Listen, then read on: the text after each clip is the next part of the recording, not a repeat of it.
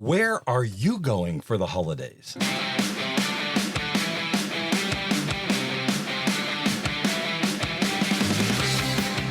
This is the RV Life Podcast. I'm Dan Hunt with my incredible wife, Patty Hunt. We have been traveling this beautiful country for almost 2 years now. Living full-time in our RV has been amazing. We started a YouTube channel, and now our podcast is here to educate, entertain, and explore all things RV lifestyle. Now, as we bring you this podcast, we are in beautiful South Carolina, and I got to tell you, it is really pretty here. But if we be real quiet, I think you can hear the rain. It is raining kind of hard here. It is, and it's just a nice day to be here and be able to record because we're not going out today. No, we are not. But we are heading into Philadelphia for the holidays. We're going to put Explorer 1, which is our 40-foot Class A RV, in storage for a second time in the last 30 days. Don't worry, this time Explorer 2, our Jeep Wrangler, will be with her. That's right. So we're going to get on an airplane and we are going to go to Philly for the holidays and see grandkids and all that kind of stuff. We'll talk about that later. But first, it's time for our fun fact of the week. Each week we'll bring you just that, a fun fact. Today, we want to talk about what is the most traveled day of the year. The most traveled day of the year. Patty, what's your guess? I thought it was Thanksgiving. That's what I had been told for a long time. Well, Thanksgiving is not what it is anymore, and that might be due to COVID. Our research shows that Christmas to New Year's, there's a 6 or 7 day period. Over 108 million people will hit the highways. 4 million more will get in airplanes, trains, and boats. And TSA reported that last year, about 2.5 million people went through the checkpoints. I am so glad we have TSA pre-check and can get in that hopefully way shorter line. You know, I thought we were pretty smart people, but, here we are. We have a question of the week about 4 million people getting on planes. And what are we going to do? We're going to get on planes right during the holidays. Oh, well. Oh, well, yes. So let's talk about all things holidays, traveling. First, we have to take the RV down to Florida. So we have to drive to Florida to fly out of Florida to Philadelphia. And you know what? It's not that bad a drive, only about 2 hours. But I'll tell you what, we are really excited. Grandkids, we got kids, we got grandparents or great grandparents now. We're going to do it all over the holidays up in Patty's hometown and my hometown for, I don't know, about 30 years or so, up in the Philly area. But before we do that, we have some incredible guests today. We do. These people are just amazing people. And you know what? They even are RVers that go around the country and they play gigs. This woman has the most beautiful voice. Her husband plays a mean guitar, and we're going to bring, you know what? Think we can get him to do a song for us? I sure hope so. Well, let's find out if we can right after this. Why end your camping season when it gets cold? With the inflatable RV skirting system from Air Skirts, you could extend your camping season year-round. Reach out to Jim and his team by visiting airskirts.com for more information. RV Life Podcast listeners get $100 off a kit order when you use code RVPOD. That is RVPOD for $100 off. Selling your RV after years of enjoying it should not be painful. Whether you're upgrading, downsizing, or simply ready to sell, the experts at National Vehicle will help you set a proper valuation for your RV, list it, and sell it when you are ready. An RV valuation is always free at National Vehicle. Get started today by visiting nationalvehicle.com/RVLife. When it comes to understanding the true value of your RV, reach out to the experts at National Vehicle.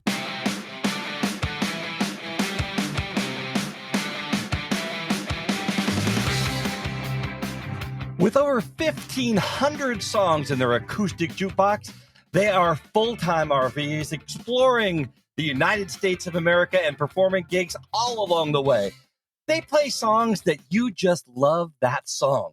You love to sing along with it. You love the toe tapping. You want to dance to it. And they customize their performances to each and every audience. We're talking about the Status Crows. Chuck and Michelle, welcome to the RV Life Podcast. Thank you. Thank you so much. You're welcome. And today we're going to talk about navigating the holidays while on the road full time. Now, you've been on the road for 5 years. So let's talk first about your rig that you travel around in, or should I say rigs? Yes, we have a little fleet going now. We do. We have our first rig is a Class A Tiffin Phaeton 2008. And she's lovely. She's a little shorter than 40 feet. So she's very nimble, easy to drive. And we pull a tow car, a Buick Enclave behind that. And then we've also got Chuck's little man cave. He'll tell you about that. That's right. We bought a Ford Transit van and we tore it apart, redid it completely so that we're setting it up to flat tow as well someday when we have to make a choice. But yeah, we've turned it into a little mini RV, and it's now our little shuttlecraft that we can take into tough spaces like big cities. When we go to LA, when we go to, St. Louis or Chicago or someplace that's difficult to find parking or difficult to drive a large vehicle through, it makes it so easy. It's so nimble. And also sometimes we can sneak a night in a spot that we don't have to pay for. So it's very nice. Now, the big question, and I think the thing that Patty jumps on me the most is equipment. You guys have to take speakers, and we carry a whole speaker system and PA system with us everywhere we go. How about you guys? Will all of that stuff fit into that transit van? We actually built the interior around the equipment. We said, okay, here's how big the equipment is. And we built spaces for each thing. We had to build a special guitar closet. The whole under of the bed, the whole garage area, if you will, is all PA. So, Wow. That's just incredible. How about electric bikes? Do you have any of those on there yet? Oh, we have not done the electric bike thing yet. We're always intrigued, though, because a lot of our friends have them. But that's the joy of, rolling with friends. Everyone has one. Exactly. Next time we get together, you got to try ours out, because I got to tell you, it's changed. The electric bikes have just changed our lives. Now, it's the holiday season, and we just came out of Thanksgiving where we ate way too much turkey. You guys have been doing this for 5 years. Let's talk about navigating with families and snow and north and south and east and west. Let's talk about how you navigate that. Item 1, no snow. That's not a thing. Correct. We're not doing that. We do not do snow on the holidays. That we chase 70 degrees at all times. That is a big deal. So luckily, our families are all in Southern California, with the exception of one faction that's in Oklahoma, and she usually comes to us. So we usually start working our way back towards the west right around this time of year, because it kind of takes a while sometimes, depending on how far away from the west we've managed to wander. And so there's some planning that goes into that to make sure we land in time. Yeah, a lot of our route is dependent upon pins, as we call them. So large shows, someplace will have, a rally or a big show with a lot of people that'll pay us a lot of money, quite frankly. So we make those as big pins, and we drop those pins, and then we connect the dots. And we try to connect the dots so that we can get back to the west in time for at least Christmas, if not Thanksgiving. Now, I know you're part of the escapees or escapers group. Do you ever do the holiday dinners that they plan? We were just talking to somebody about those earlier this afternoon. We typically we do most of the escapers convergences, a good portion of them, not all of them, but we are officially dubbed the Escapers House Band. So we do a lot of their functions, including the annual bash, which we'll be doing again in January, this 2023. We also do Escapade for the Escapees Club, which is the larger umbrella, the larger club, which encompasses also escapers. So the difference being Escapees is the whole club, and Escapers is a faction that is what they call working age RVers. And that you don't necessarily have to be working, but you do need to be, sort of active in that way. So the difference being the Escapees events are usually a little more plush. They're a little more geared to people who are in their RVs, but they're retired or whatever. They have time. Whereas Escapers is usually geared in the evenings and on the weekends because these people mostly work. So that's kind of the difference. And we play for both clubs, well, the same club, but both clubs, and as many of their events as we can get in. There are a lot of extra events that pop up all over, especially with escapers. And so we have found ourselves running right into a couple of holiday parties as we're moving west each year. So the word kind of gets out. And gosh, when it comes to full-time RVers, if you're 200 miles away, that's like nothing, right? So we'll make that trek for some turkey and some stuffing, Yeah, but as far as official sanctioned holiday events for escapers, we've done the last 3 years of their 4th of July party. So we'll go. We've been to Salida the last 3 years running, and that's always a good time. For people who are out there on the road and, they have the holidays, there are groups like Escapees and Escapers. It sounds great to be able to connect with other RVers, get some turkey and stuffing, a ham dinner, whatever it is. That sounds wonderful. And for those people who are looking to get back with family, give us some of the tips to navigating all that. You did talk about hard dates, and you connect those dots. We have our hard dates as well as we travel around and speak. And there are people listening that, have their work type of things that are hard dates. So let's give people within that give them some tips on how to navigate this season, which for some can be challenging anyway. Yes. Well, the holidays are challenging, right? Just in general. And we're just coming out of a time where gatherings were very difficult for a lot of people. And so I guess that my message would be flexibility is the most important thing. I love to say flexibility is power, right? If you have options, then your travel becomes so much easier. We will sometimes book in advance a campground, but maybe we might book one that we know that we can cancel just in case, without a penalty, just in case we change our plans last minute. Maybe someone decides they don't want to host dinner and we have to go, 100 miles in another direction. And just kind of staying open and receptive to change, I think, is really the overarching spirit of how we plan our travel time.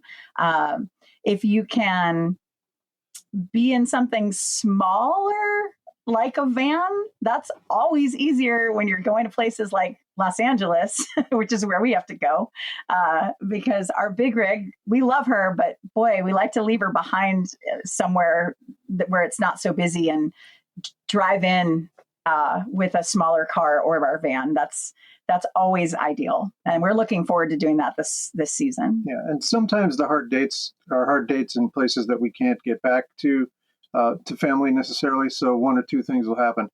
Either one, we'll find an airport and fly in just for a little bit to see the family, or two, we've been known to have, like for instance, a couple of years ago we had Friendsgiving, which is just basically a bunch of our RVer friends from escapers and escapees. We all kind of put our heads together and said, okay, none of us is going to make it home for Thanksgiving, so let's all just have a potluck, basically. And we have just a great time. Friendsgiving, I highly recommend. If you can't get home. Yeah, that is a really, really great fun thing to do. It really is. You just talked about flying into some place or leaving your RV. We just had what we call a hard date in Las Vegas, where we were hosting a show out in Las Vegas. So for the first time, we put our RV in storage. No. And we got on an airplane and we flew across the country. Talk about the angst when your whole house and everything you own is behind a gate that you just park it there. You left your baby behind? We did. Oh, yes. We are familiar with this. It is weird to leave your entire house on wheels when you're used to having it with you no matter where you are. It is psychologically a little weird, but also, too, from a safety and security standpoint, there's things to think about, right?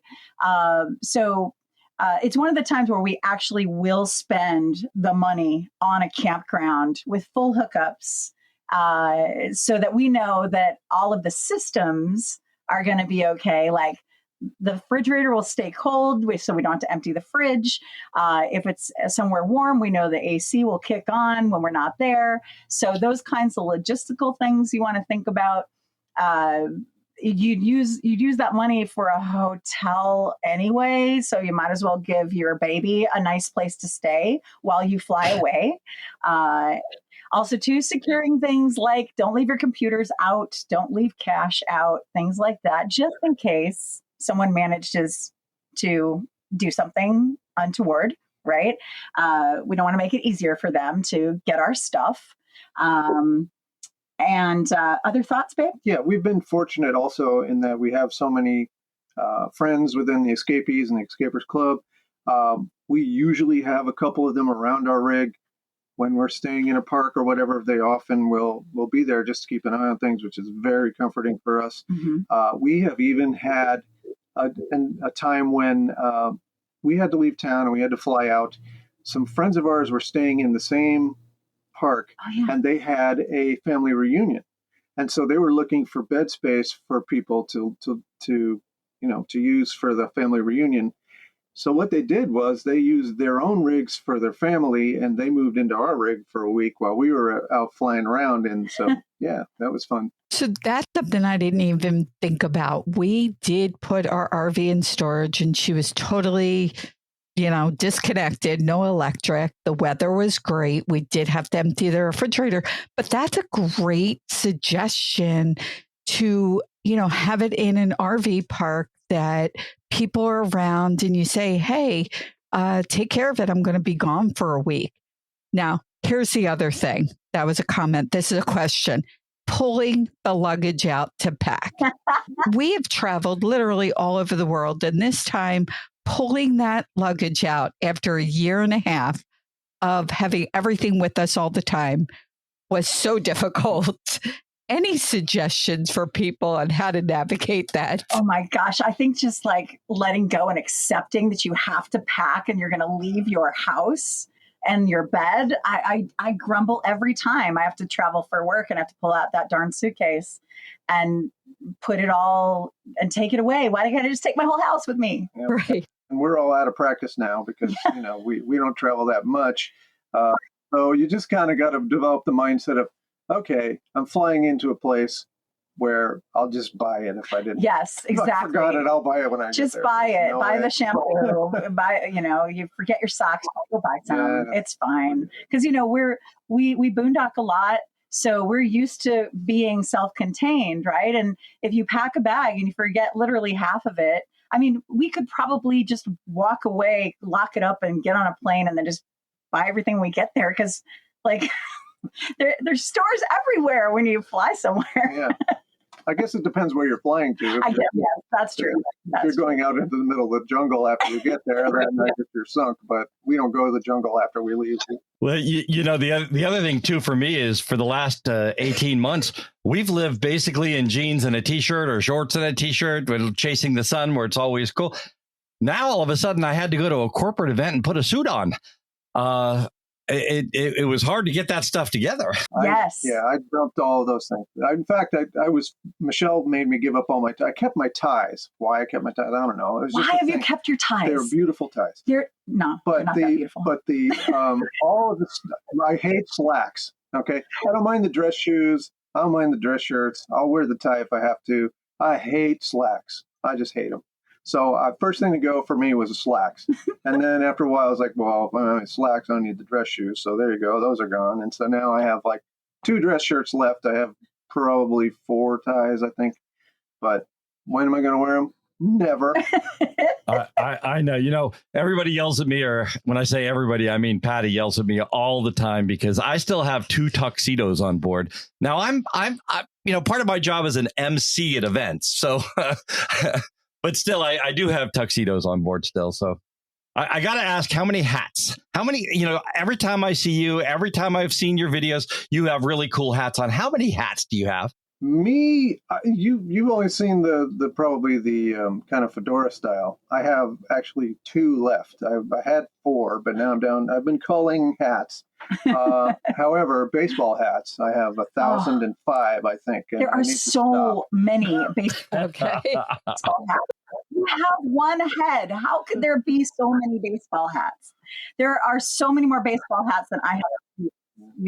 I mean, it's Patty's got 1 pair of shoes for every baseball hat that you have. I'll tell you that right now. Okay, we're going to take a quick break and we'll be back in a few minutes with the Crows. I mean, this is just so great talking to you guys. And I'm hoping that after the break, we can get you to do a little holiday type song for us. And we'll talk some more about all kinds of things, holiday music, specials, different things that we do. You're listening to the RV Life podcast. When traveling in your RV, how do you navigate? Do you use a paper map, a GPS, or do you use Google Maps? Our sponsor, RV Trip Wizard, has the solution, and it just works. That's right. It does just work. RV Trip Wizard, and we are so grateful to have them as a sponsor and the name sponsor of the podcast, the RV Life podcast. And we talk about all things RV life. We talk about the fun stuff. We talk about the negative stuff. We talk about the bad stuff. And today we're talking about the really good, cool stuff with the Status Crows here on the RV Life podcast. Now, let's talk real quick about next year and what your January looks like. Like after the holidays, you got a whole bunch of gigs lined up. Let's talk about where those are. Oh my goodness. We are so excited that we've been asked back once again to play the Escapers annual bash in Lake Havasu on January 20th. We're extremely excited. That is the biggest event that the Escapers do every year. And as the Escapers house band, we are once again honored and privileged to perform for the folks out there that are going to be joining us. And then after that, we have a wine bar that we're playing in Gilbert, Arizona, which is on the east side of Phoenix, called Divided Vine. That's a lot of fun. They're just sing-along people in that bar all the time. Like every time we've been there, they've just gone bananas with the sing along and all that. So it's been a lot of fun doing that. And that's on January 28th, right? And then we're back at the Divided Vine Wine Bar on February 18th. And we are also will be performing at the Escapees Escapade in Tucson this year. And I believe that's first or second week of March. An escapade sounds like something out of Halloween. What happens at a escapade? Oh my goodness. So many rigs, so many activities. It's like 4 or 5 days of just RV Rama. And it's all hosted by the Escapees RV Club. What can you say about it, babe? Yeah, that's their big event, their national rally, if you will. Mm-hmm. So the whole club, rather than just the Escapers, which is probably what now, 30% of the Escapees? I think they are, yeah. So the Escapees, the entire population will converge on Tucson, Pima Fairgrounds, and they have things like SmartWay. They have classes. They have discussion groups on solar and all these things. And of course, I'm sure Winnebago and other large manufacturers will be there with their stuff to show you what you need to buy. They do have, like a little, not even a large vendor area where you can get equipment and also services for your RVs. Mm-hmm. We've had slide toppers and shades replaced at these things, and of course you can get your tanks cleaned out, which is always a good time. Things like that. They have a lot of service-oriented things and a lot of product-oriented things, as well as educational. What's the name of the RV school? Oh, the RV driving school, RV, or the boot camp. Boot camp, yeah. Both are there. The RV boot camp is there. You can sign up if you're a newbie and get all the deets on being an RVer. And then, of course, RV driving school. I'm a huge proponent of RV driving school, or just ladies driving in general. I am the one who drives the big rig, by the way. Oh, wow. And the tow car.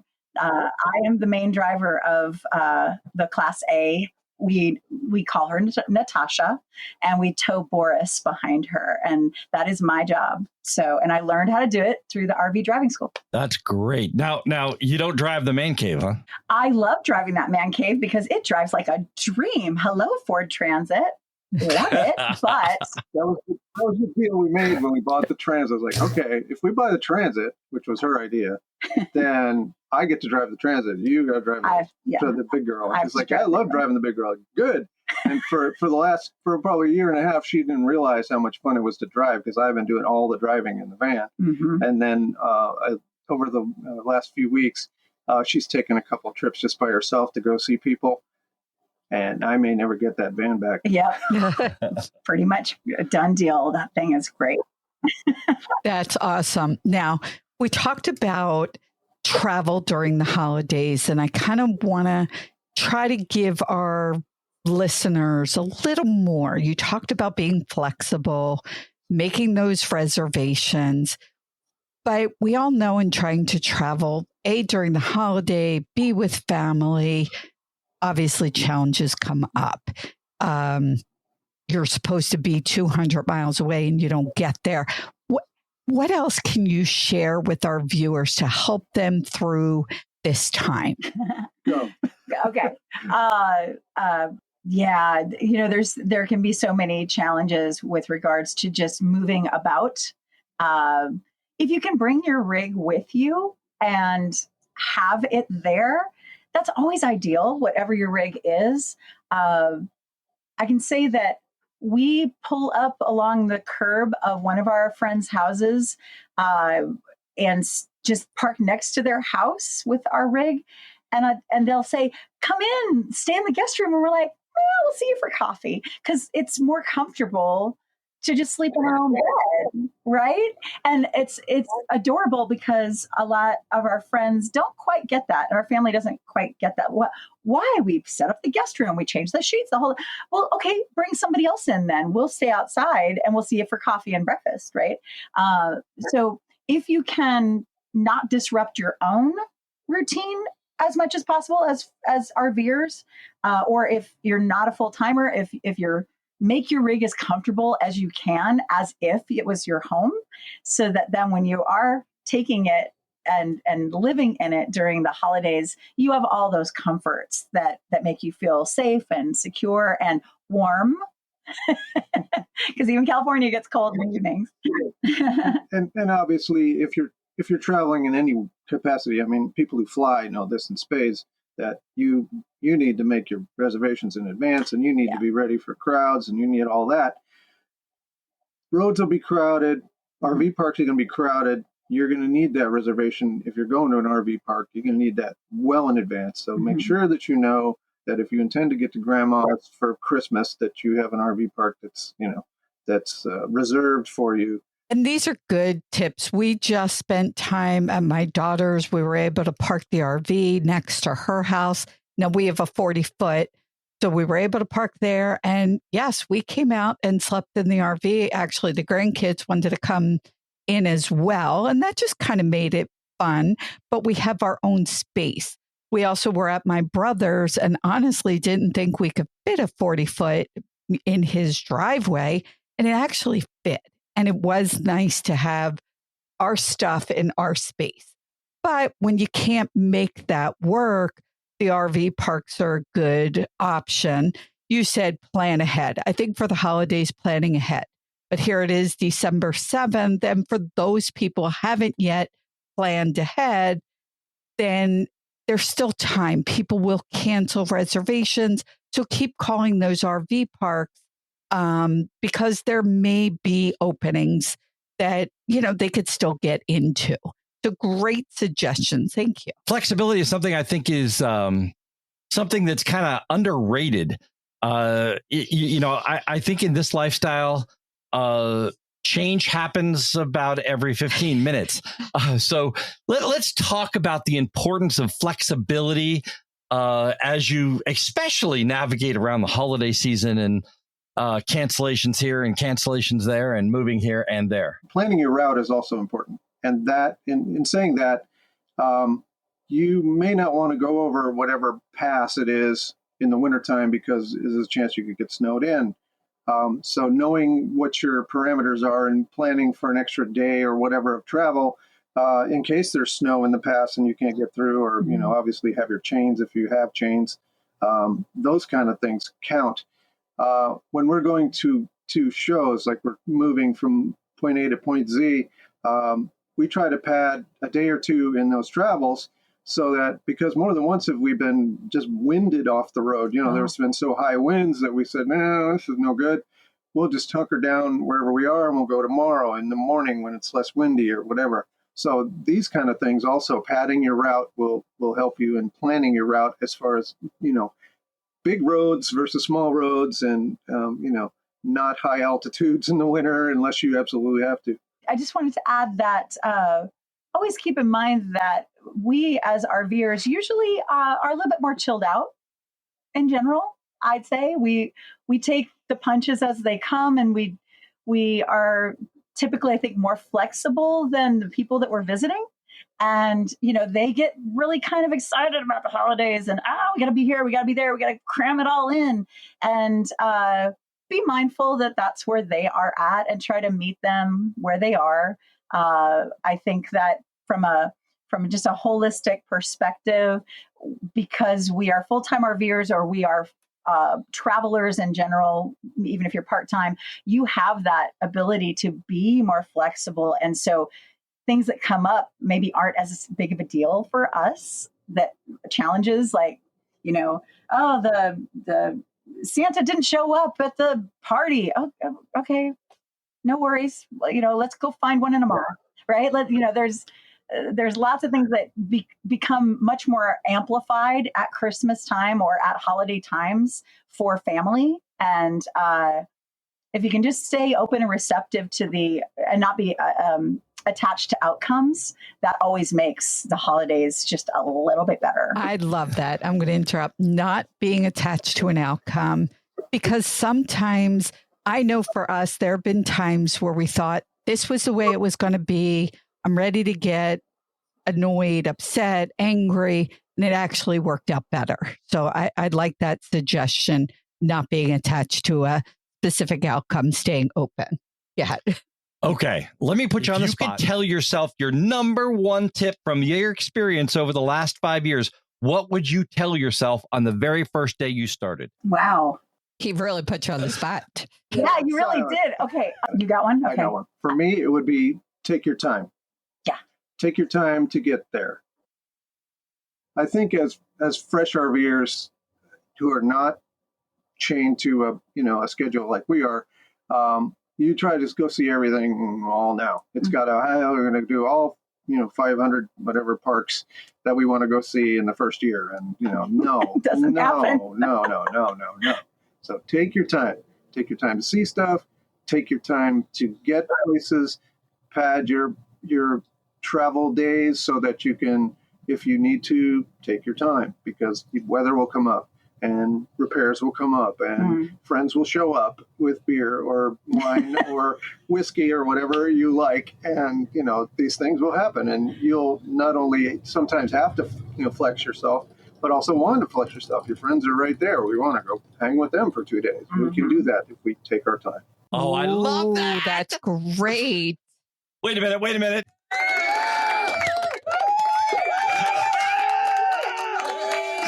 I love that. Take your time. That's awesome. So we are coming in. I got to tell you, from somebody that's 2 years in, that has to be the best advice that we have heard And we've asked that question a whole bunch of times to a lot of different guests. And I have to tell you that has to be one of the best answers that we've heard. Now, I have been waiting for 32 minutes since we started this interview to hear that beautiful voice of your wife's. So if you could, can you get yourself set up and would you play a little song for us? We sure can do that. Absolutely. Do you need a little more room there, sweetie? There we go. We'll figure it out. All right. Ready?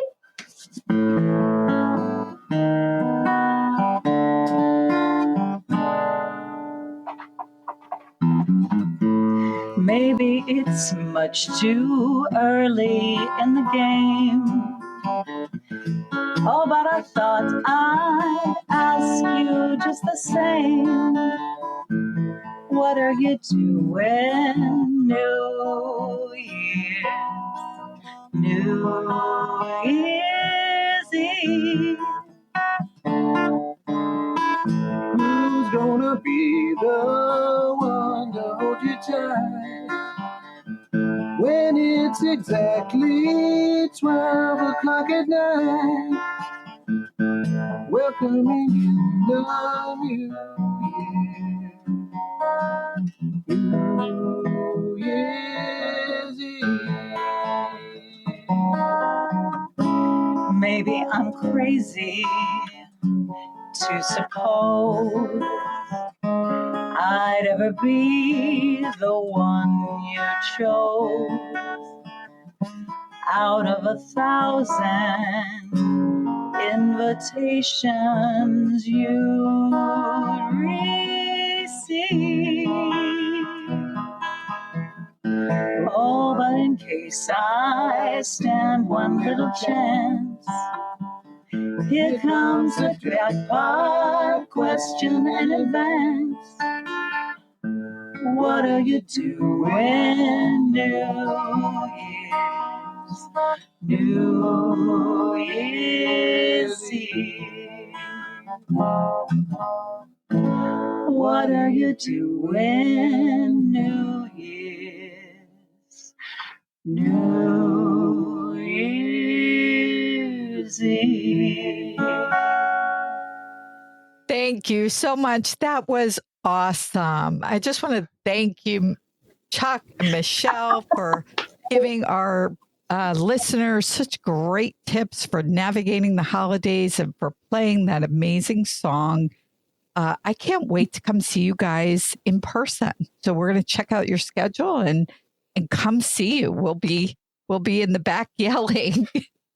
I got to tell you, if you are going to be anywhere in the area of Arizona in late January, February, you want to change your schedule now so you can see these people.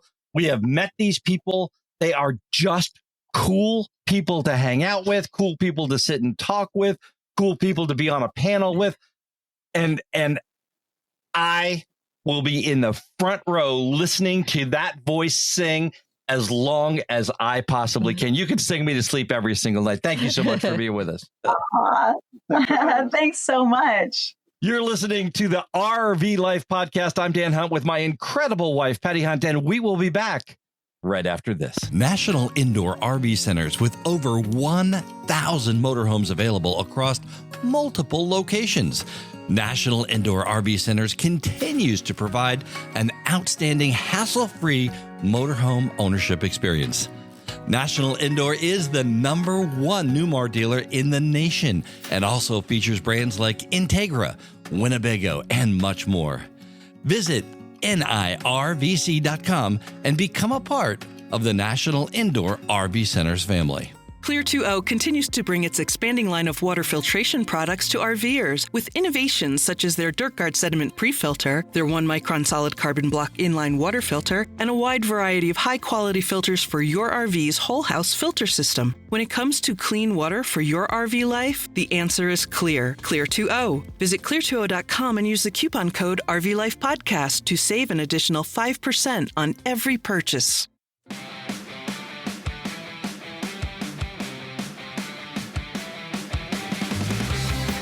You're listening to the RV Life Podcast.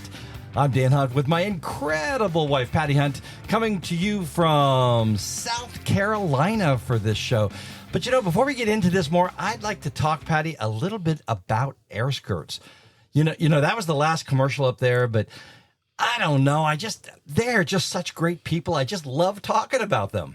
We met Jim and Melanie in Hershey at the Hershey RV show, and we had to stop when we saw these great big inflatable gray tube-like things. They look like torpedoes. They do look like torpedoes, but wow, what a great product.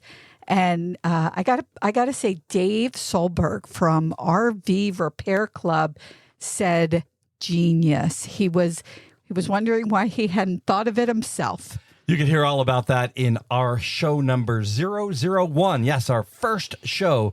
Dave was the guest on the show. But I got to tell you, these people, not only did they come up with something that's really cool and really neat, but we were hosting an event for RV Life in Hershey, Pennsylvania, and they actually gave away one of the door prizes, which was one of the coolest. Okay, no pun intended. One of the coolest things I've ever seen. And it's a, what do you call it? A cooler. Inflatable cooler. It is. It inflates and keeps your food and your drinks cold. And then you could deflate it and tuck it in a nice little bag and pack it away in your RV. Everybody knows that Yeti is like the king, the one to beat. But I got to tell you, there's something about this air insulation in this thing that really keeps the ice forever and 3 days. The people that we gave one away to, the guy actually did a jig. Yeah. When we gave him away, he actually did a jig. So air skirts, you got to check them out. There's a discount code in the show notes. You can get a discount. I think it's $100 off your order. But I got to tell you, it is really, really a product and a group of people that you want to know. Yes. We're going to get to the RV Life Pro Tip. But before we do, I just have to let you know you need to stay for the question of the week, because this was a question that one of our listeners asked, and you'll hear her ask it, and it is a great question. But right now, let's listen for the RV Life Pro Tip for this week. Our RV Life Pro Tip this week is about the satellite view that's built into RV Life Trip Wizard. When planning a trip in Trip Wizard, click on the map settings and then map style and choose satellite map. This will give you a Google Earth view that you can use right inside Trip Wizard to zoom in and check out campgrounds, fuel stops, rest areas, restaurants, anywhere you need to check for parking space or accessibility for your RV. When you're done, you can go back to Street Map View from the Map Style menu. To see Satellite View in action, check out the RV Life podcast on Instagram. I'm Pat Buchanan with your RV Life Pro Tip of the Week. Thank you, Patrick, for another great tip. Boy, these tips are really helpful. I'll tell you what, the satellite view is really cool. Use it all the time. It's something that you really, really like. And again, that is all part of RV Trip Wizard. And in the show notes, you can get a 25% discount if you order it and use the code that's in the show notes below.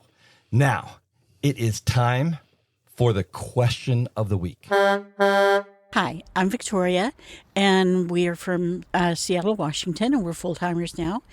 And one thing I wondered about is water softeners, if people think they're worth the investment. What a great question. Now, I have to say, over the last several months, we were first in a campground, and the water was so hard, my scalp was actually itchy.